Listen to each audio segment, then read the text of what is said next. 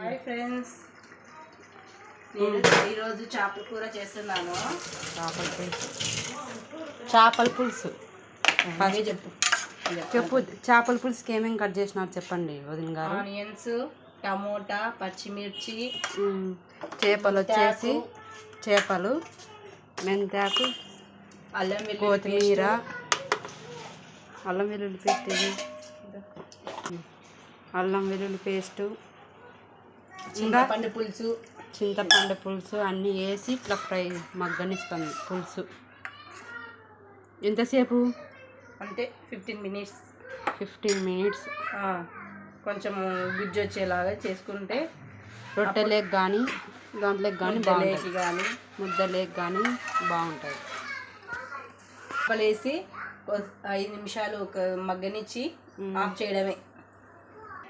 చింతపండు పులుసు ఎంత?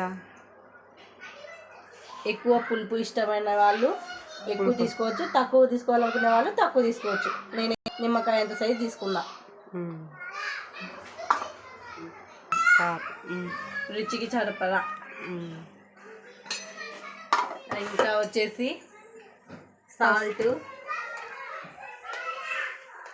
సాల్ట్ వేస్తున్నా రుచికి సరిపడా.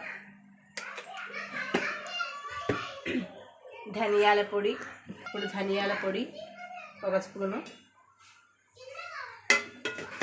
ప్లస్ పసుపు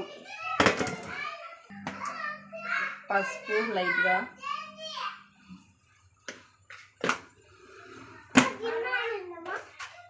చికెన్ మసాలా,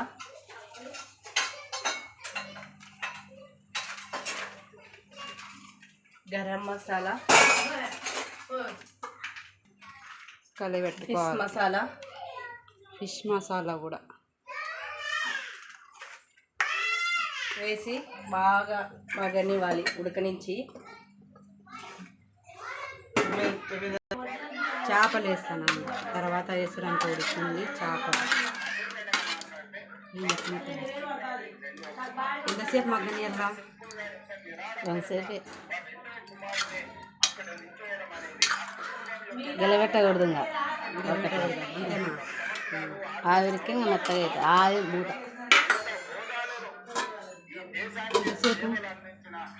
10 నిమిషాలు 20 నిమిషాలు అంటే 15 మినిట్స్ తర్వాత 15 మినిట్స్ తర్వాత చేపల పులుసు రెడీ.